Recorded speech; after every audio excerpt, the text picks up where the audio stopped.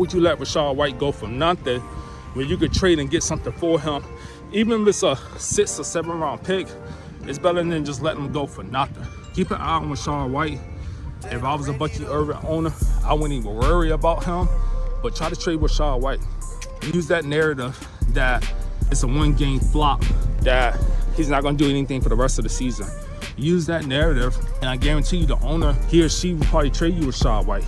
Use that narrative that, hey, Irvin still has 17 carries. Rachaad White is nothing but a backup. You got to entice the owner. But in your mind, you're looking at it like, I'm getting a handcuff. So that's a positive situation. You're getting a handcuff. You also got to look at it like, I might be getting a starting running back in the near future, because there's a lot of running back needy teams. And there are a lot of running back needy teams out there that you guys don't realize. Like Jaylen Warren, I would try to trade Rachaad White. I would try to trade Bateman. I would try to trade somebody on my bench for Rachaad White, because what's going to happen is a lot of people are going to look at it like, well, he's a handcuff to Bucky Irvin, which is true. But at the same time, you might be getting a starting running back and you don't even know it. It's always good to get somebody like a Rachaad White, especially if the team utilized him more in the last game. That means they've been fielding calls about him. That means it's interest in him, because there's no way that Bucky Irvin shouldn't have started the game. And some might argue, hey, Bucky Irvin still has 17 carries. That's correct. Rachaad White had 10 compared to the first game when he had 2 carries. I'm telling you what I know. I would try to trade for Rachaad White.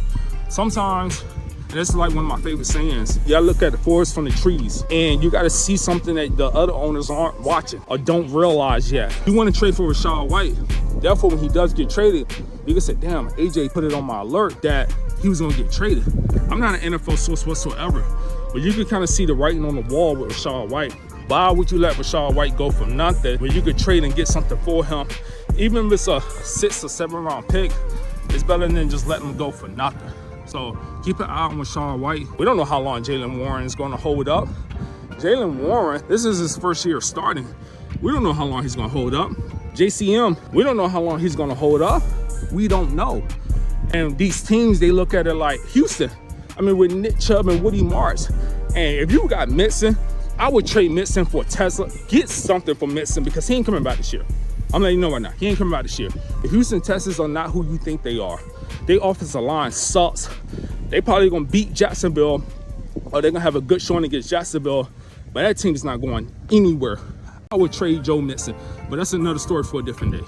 But that's another team that needs a running back. There's plenty of teams that need running backs, so pay attention to that.